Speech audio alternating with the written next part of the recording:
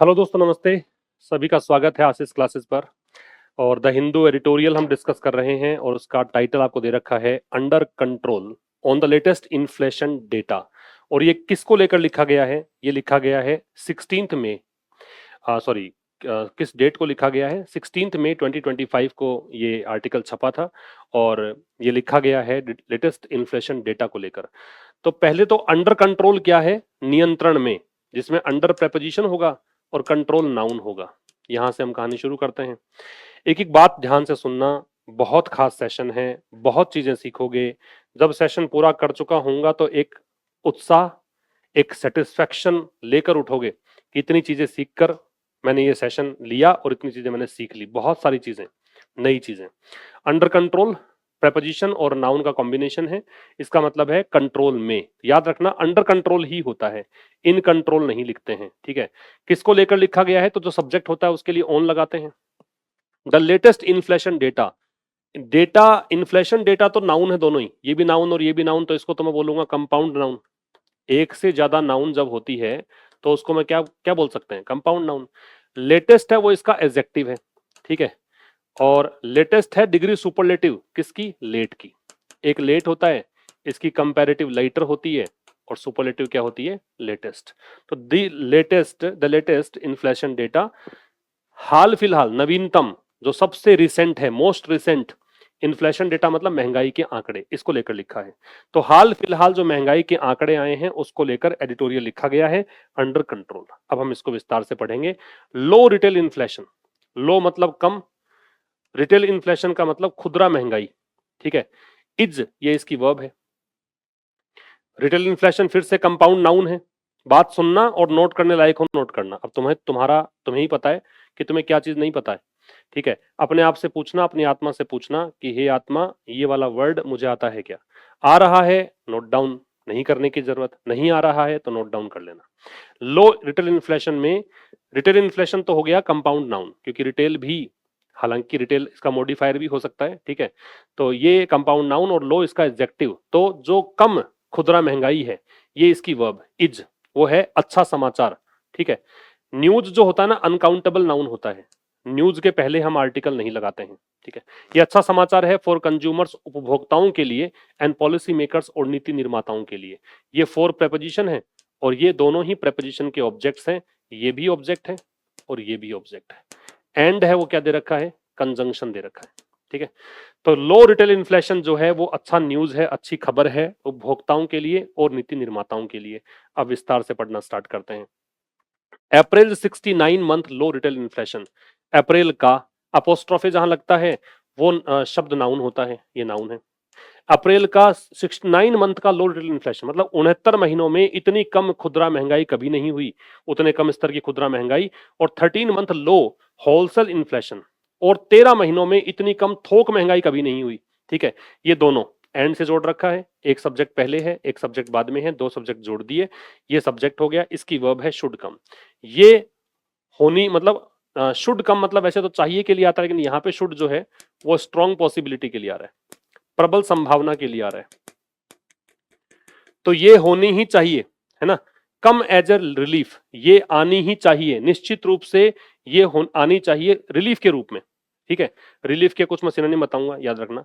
To the public and policy makers, है ना, किसके लिए? पब्लिक के लिए राहत है और जो नीति निर्माता उनके लिए राहत है। अलाइक का मतलब है सेम प्रकार से, सिमिलर तरीके से, in same manner, in same way.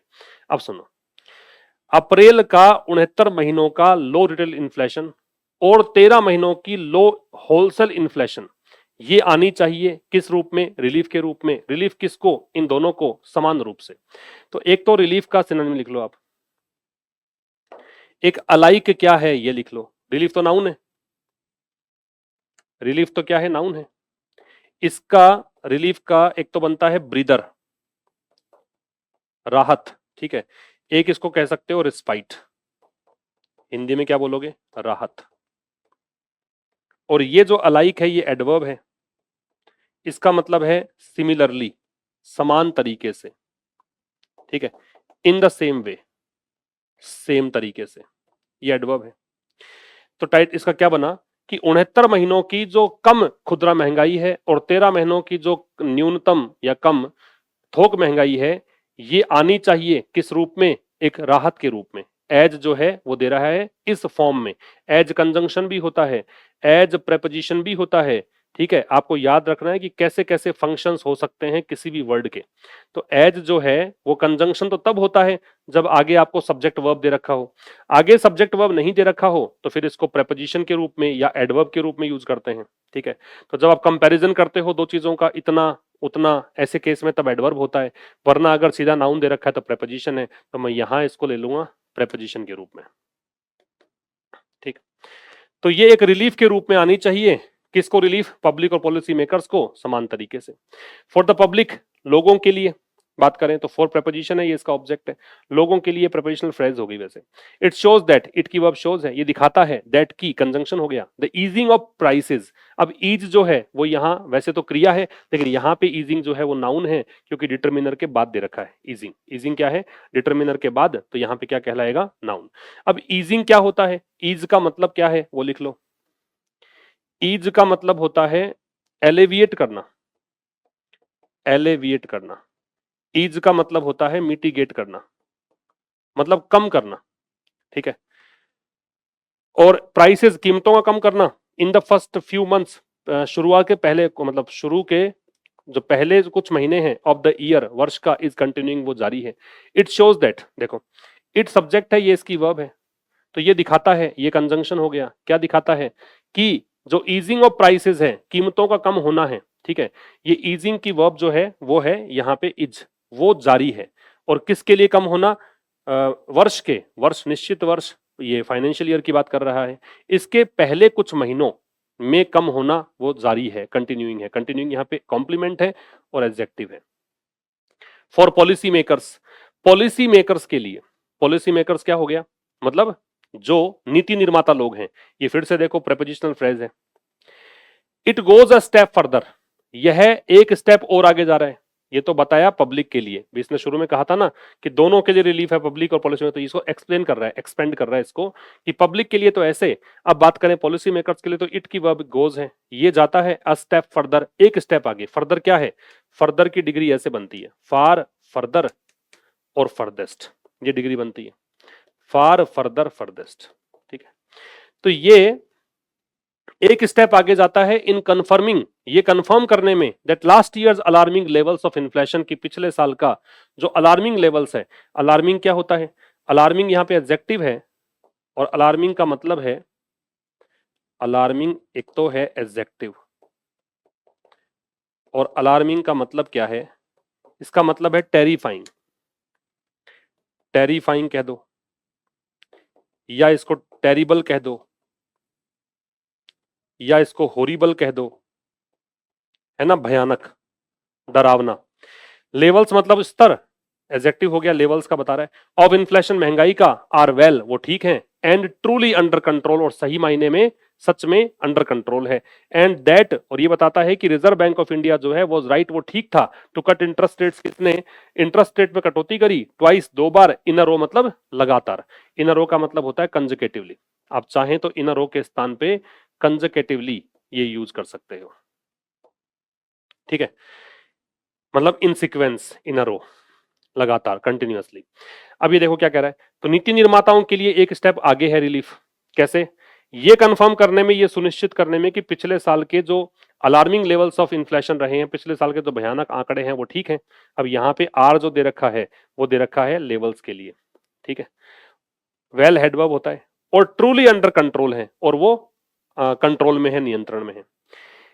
And the reserve bank of India, दे लगेगा रिजर्व बैंक ऑफ इंडिया से पहले, दैट वाज राइट, तो ये वाज इसकी वर्ब है, राइट इसका कॉम्प्लीमेंट है, एडजेक्टिव है।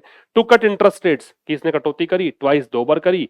ट्वाइस जो है एडवर्ब ऑफ फ्रीक्वेंसी होता है, बारंबारता, आवर्ती दर्शाता है। इन रो मतलब लगातार, ठीक है। ये आपका इसका मतलब है। अगला देखो, the fall in retail inflation was driven by.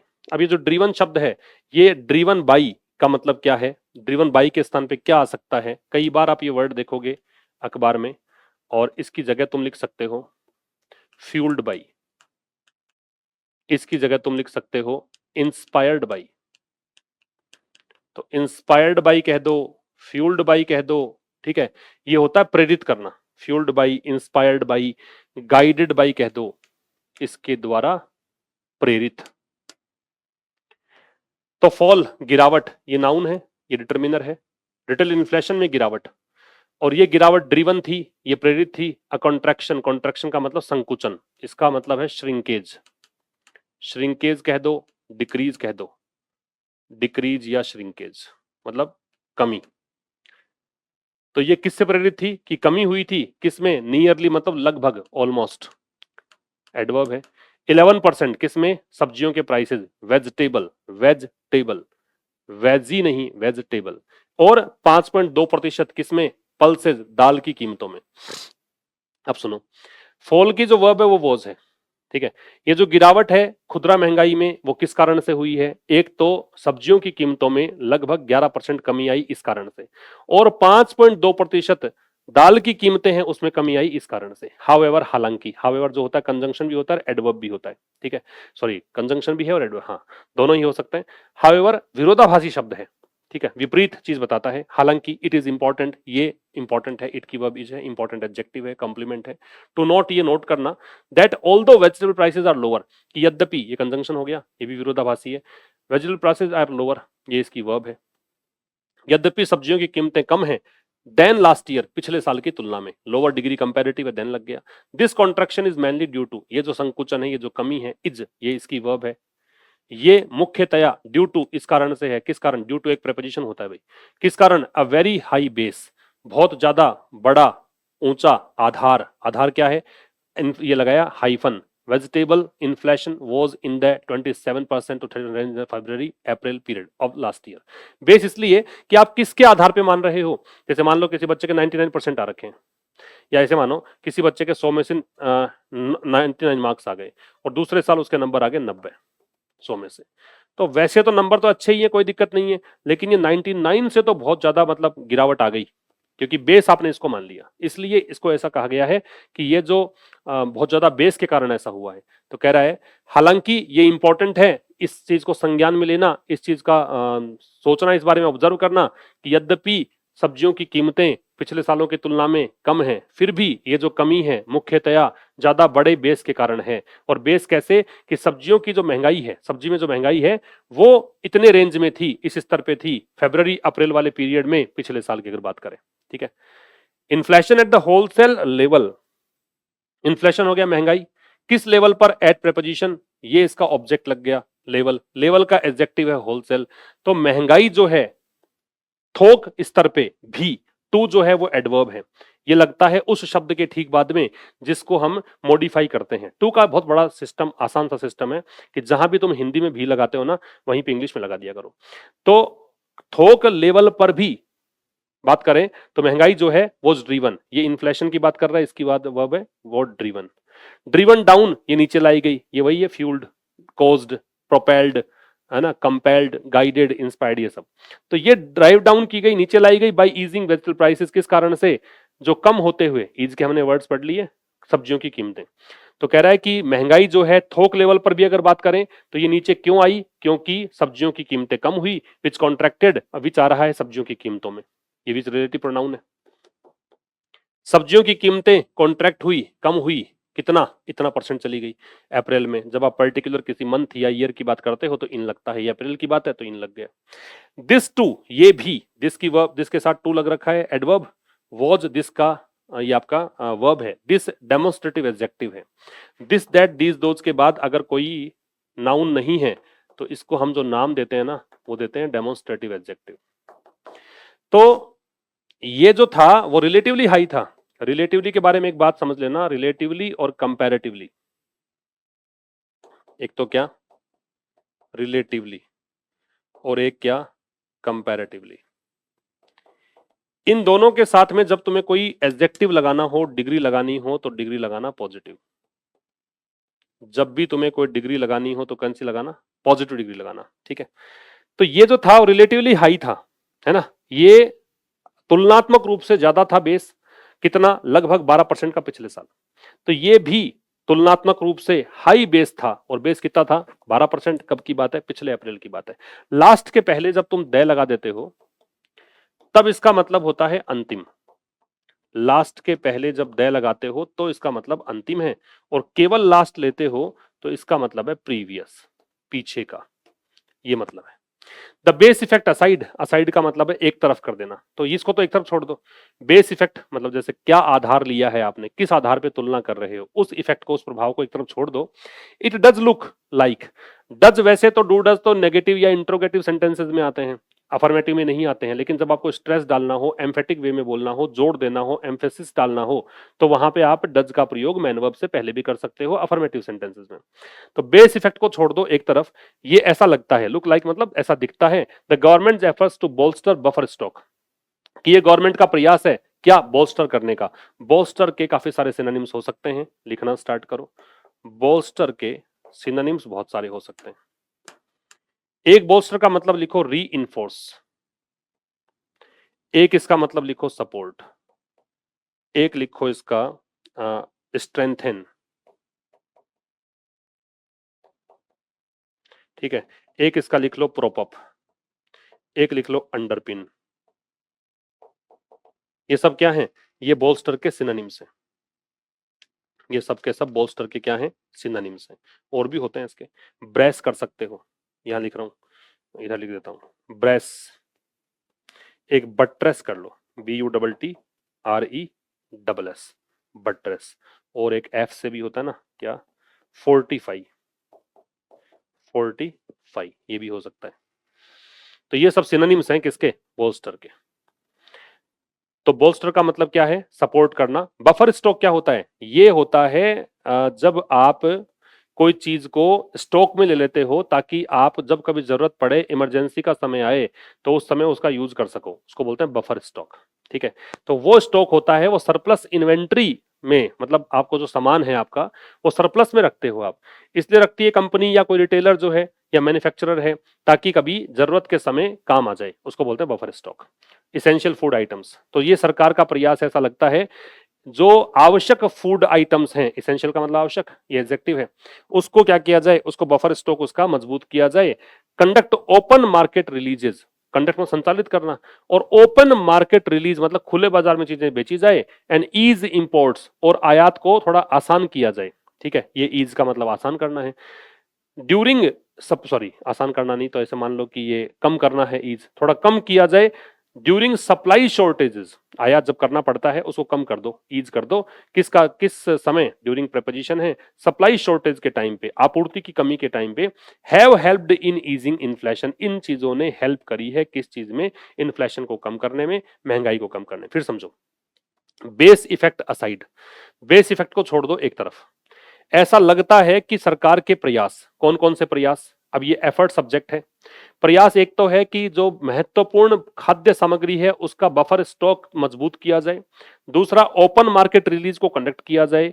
तीसरा, इंपोर्ट को कम किया जाए, सप्लाई शॉर्टेज के टाइम जब आपूर्ति कम हो तो इंपोर्ट कम करना पड़े। इन चीज, ये प्रयास जो है, इन प्रयासों की वर्ब है, इन्होंने सहायता करी है किसमें, इन्फ्लेशन को कम करने में। क्लियर है, अगले में आओ। The other less positive factor, अब देखो दी अदर जो है, अदर एक होता है अनदर और एक होता है दी अदर, ये सब डिटर्मिनर्स हैं। अब आपको ये है कि भाई आपको जब पता लग जाए ना कि भाई कौन से की बात कर रहे हो, तब तो दी अदर लगता है, ये तो है स्पेसिफिक। जब आपको पता ही लग जाए कि बात हम किसकी कर रहे हैं, तब तो लगाना दी अदर। वरना जेनरिक अगर हो, जब पता नहीं हो किसकी बात हम कर रहे हैं, तो लगाना अदर या अनदर। अदर तब लगाना जब आगे नाउन कैसी हो, प्लूरल, और अनदर तब लगाना जब आगे नाउन कैसी हो, सिंगुलर। अगर आगे दी गई नाउन सिंगुलर है तो अनदर आएगा, आगे दी गई नाउन प्लूरल है तो अदर अदर आएगा। और इसमें फर्क नहीं पड़ता, चाहे नाउन सिंगुलर हो या प्लूरल हो, दोनों ही केस में आप दी अदर लगा सकते हैं, ठीक है, स्पेसिफिक होना चाहिए। तो एक तो बता दिया इसने ये वाला कि ये वाली चीज है। इसके अलावा लेस पॉजिटिव फैक्टर जो है, इससे कम सकारात्मक पहलू जो है, ठीक है, एक तो हमने बात कर ली। अगला जो एक अंतिम बच रहा है वो बता रहा है कि लेस पॉजिटिव, लेस जो है वो क्या क्या हो सकता है, ये डिटर्मिनर हो सकता है, और डिटर्मिनर ही है फिलहाल, ये नाउन भी हो सकता है, ठीक है, ये प्रेपोजिशन भी हो सकता है, लेकिन यहां पे ये डिटर्मिनर है। लेस पॉजिटिव जो साइड है, फैक्टर है, वो क्या है? Could have been the liquidity crunch, वो हो सकता है लिक्विडिटी क्रंच। लिक्विडिटी होता है कैश, मान लो, नगद मान लो, नगदी जो होता है ना उसको बोलते हैं लिक्विडिटी। क्रंच जो होता है ये इमरजेंसी को बोलते हैं या क्राइसिस को बोलते हैं, संकट को बोलते हैं। तो ये संकट पैदा होना, वैसे क्रंच का कमी भी तुम मान सकते हो, तभी संकट पैदा होगा। तो कह रहा है जो एक अन्य लेस पॉजिटिव फैक्टर है वो हो सकता था, कुड हैव बीन, ये कुड का हैव लगा के तो आपने पास्ट बना ही दिया। कुड हैव बीन, ये थर्ड फॉर्म लगाइए साथ में, वो हो सकता था लिक्विडिटी क्रंच, मतलब नगदी की समस्या। दैट बैंक्स वर फेसिंग, जो कि बैंक्स सामना कर रहे थे, बैंक्स की verb were facing, past continuous tense है। In the first few months of the year, वर्ष के पिछले मतलब पहले कुछ महीनों में। ईयर जो है वो कॉन्सोनेंट साउंड है, अगर तुम्हें ए लगाना हो, एन लगाना हो तो ए लगाया करो इससे पहले। ईयर से पहले अगर तुम्हें कोई ए एन लगाना हो इन दोनों में से तो ये वाला लगाया करो, एन नहीं आता। लोअर लिक्विडिटी रिजल्ट इन की जगह तुम लीड टू भी कर सकते हो, रिजल्ट इन की जगह लीड टू किया जा सकता है। लोअर लिक्विडिटी मतलब कम जो नगदी है उसका परिणाम कैसा होता है, उसका रिजल्ट होता है लोअर अमाउंट्स लेफ्ट, कि अगर नगदी कम है तो फिर आपके पास धनराशि कम होगी, लेफ्ट बची हुई, ये इसका एडजेक्टिव है। तो लोअर अमाउंट्स लेफ्ट रहता है किसके लिए? उधार देने के लिए। लैंड का मतलब उधार देना। विच स्क्वीजेज मनी, और इस कारण से क्या होता है? पैसा संकुचित होता है। स्क्वीज का मतलब श्रिंक होना, डिक्रीज होना, रिड्यूस होना, ये कम कर देता है मनी। वैसे स्क्वीज निचोड़ना होता है, निचोड़ने का मतलब भी यही है कि आप आकार तो कम कर ही दोगे, तो ये क्या करता है? ये पैसे को कम कर देता है। विद कंपनीज, मतलब कंपनीज के पास पैसा कम हो जाता है, लोगों के पास पैसा कम हो जाता है, एंड दस कैन लोअर इन्फ्लेशन, और इस प्रकार से ये कम कर सकता है, इन्फ्लेशन को कम कर सकता है। ठीक है, लोअर यहाँ पे वर्ब है, कैन मॉडल है, मॉडल ऑक्सिलरी वर्ब है, हेल्पिंग वर्ब, लोअर यहाँ पे मैन वर्ब है, कम कर सकता है। ठीक है, तो लोअर लिक्विडिटी का परिणाम होता है लोअर अमाउंट्स लेफ्ट, जो कम, तुलनात्मक रूप से, लोअर लो की डिग्री कंपैरेटिव है, तुलनात्मक रूप से जो नगदी की समस्या है, जो कम कैश है, इसका परिणाम निकलता है कि कम पैसा बचता है उधार देने के लिए। अब उधार देने पैसा कम बचता है तो ये क्या करता है? ये काम, ये पैसा कम कर देता है कंपनी और पब्लिक के पास, इस कारण से इन्फ्लेशन कम हो जाती है। एज थिंग्स स्टैंड, ये एक फ्रेज है, इसका मतलब है at present time. As things stand का मतलब है in its present condition, in its present condition, वर्तमान की स्थिति में, वर्तमान की स्थिति में, इसको बोलते हैं क्या? इन एज थिंग्स स्टैंड, या इन द प्रेजेंट सर्कमस्टेंसेज, ये भी हो सकता है, in the present circumstances, in the present circumstances, ये होता है वर्तमान स्थिति में। तो क्या कह रहा है? वर्तमान स्थिति में बात करें, even though retail inflation has been decreasing for 6 consecutive months. 4 या सिंस के साथ जब टाइम मतलब लगाते हो, ये देखो 4 के साथ टाइम आ रहा है, ये ध्यान ही रख लेना, एग्जाम में आता है बहुत बार। 4 या सिंस के साथ जब जब आप टाइम लगाते हो तब तब आपको परफेक्ट लगाना पड़ता है। ठीक है, तो ये देखो परफेक्ट लगाया है, प्रेजेंट परफेक्ट कंटिन्यूअस दिया है। कंसेक्यूटिव का मतलब इन अ रो होता है, बताया था, एडजेक्टिव है यहाँ पे कंसेक्यूटिव। और कंसेक्यूटिव का मतलब क्या होता है? कंसेक्यूटिव का मतलब है जो लगातार है, कंटिन्यूअस है, जो आप इन अ रो करते हो उसको बोलते हैं कंसेक्यूटिव। सक्सेसिव कह सकते हो, बैक टू बैक कह सकते हो, ऑन द रो कह सकते हो, ऑन द ट्रोट कह सकते हो। नई चीज बता रहा हूँ आपको मैं इसमें कंसेक्यूटिव के लिए, यहाँ आप ऑन द ट्रोट भी यूज कर सकते हो। ऑन द ट्रोट का मतलब भी लगातार है। सक्सेसिव भी कर सकते हो, एक के बाद एक, बैक टू बैक भी कर सकते हो, कंटिन्यूअस भी कर सकते हो। तो कह रहा है वर्तमान स्थिति में यद्यपि जो खुदरा महंगाई है वो 6 लगातार महीनों से गिर रही है, कम हो रही है। इस ट्रेजेक्ट्री, ट्रेजेक्ट्री का मतलब होता है पाथ, या इसका मतलब होता है रूट, या इसका मतलब होता है कोर्स, मतलब रास्ता। ठीक है, फिर भी अब ये इवन दो के बाद तो ये जो स्टेटमेंट आएगा वो विरोध करेगा, क्योंकि विरोधाभासी कंजंक्शन है, तो दो आ गया, एक तरफ की बात बता रहा है, इससे अलग बात करेगा यहाँ पे। फिर भी इसका जो पाथ है, रेस्ट ऑफ द ईयर, शेष वर्ष, रेस्ट का मतलब शेष, तो बाकी बचे वर्ष में क्या इसका पाथ रहेगा, कैसा इसका मार्ग रहेगा, विल सिग्निफिकेंटली बी डिटरमिन्ड।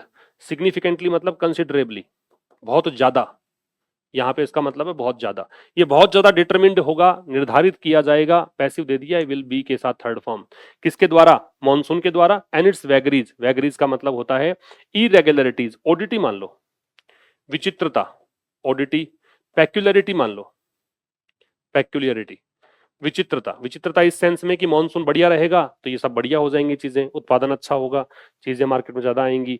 और मॉनसून ठीक नहीं रहेगा, असामान्य रहेगा, या कहीं पर बढ़िया बारिश ज्यादा हो गई बारिश, कहीं पर कम बारिश हो गई, तो ये वैगरीज है। ठीक है, इस पर डिपेंड करेगा। सिमिलरली इसी तरीके से ये एडवर्ब है। The ongoing tariff uncertainty, ongoing का मतलब जो वर्तमान में चल रहा है, जो कंटिन्यूअस है। टैरिफ अनसर्टेनिटी मतलब कि कह रहा ना अमेरिका लगातार, सुन ही रहे हो, अमेरिका चाइना का टैरिफ वॉर चल रहा था, फिर अब ट्रम्प पलट गए बातों से और कहा कि मैं कम टैरिफ लगाऊंगा, चाइना ने भी टैरिफ कम कर दिया जो लगना था अमेरिका पे। तो ये इसी प्रकार से जो लगातार टैरिफ अनसर्टेनिटी बनी हुई है, लगातार जो टैरिफ की अनिश्चितता बनी हुई है, एंड थ्रेट्स ऑफ रिटेलिएशन, और जो धमकियां हैं, खतरे हैं, थ्रेट्स का मतलब खतरा भी हो, धमकियां भी हो सकती है। रिटेलिएशन, रिटेलिएशन का मतलब होता है जो बदला है, रिटेलिएशन का मतलब क्या है, बदला।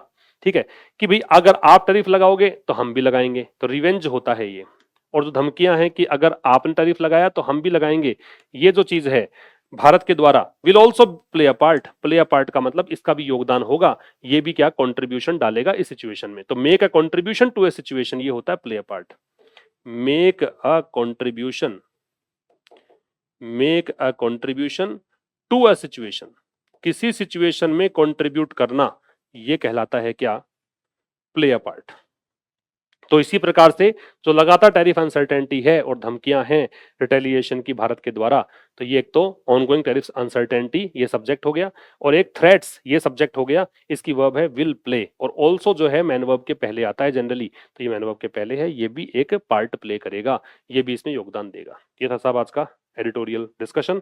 मुलाकात होगी नेक्स्ट सेशन में। अगर आप ये सब बारीकियां ग्रामर के थ्रू सीखना चाहें तो अपना एक कोर्स है एसएससी सीडीएस के लिए, एप्लीकेशन आशीष क्लासेस पर, वहां से वो परचेज कर सकते हैं आप अगर कुछ लिखना सीखना चाहते हैं, letter writing, composition part, passage में भी अगर आंसर लिखना सीखना चाहते हैं, आप एप्लीकेशन लिखना सीखना चाहते हैं, पैराग्राफ लिखना सीखना चाहते हैं, इलेबोरेशन चाहते हो सीखना, या प्रेसी राइटिंग सीखना चाहते हो, आरएस का कोर्स उपलब्ध है, वो ले सकते हो आप। ठीक है, तो ये सब चीजें हैं, बाकी आप विजिट करिए, एप्लीकेशन पता लग जाएगा।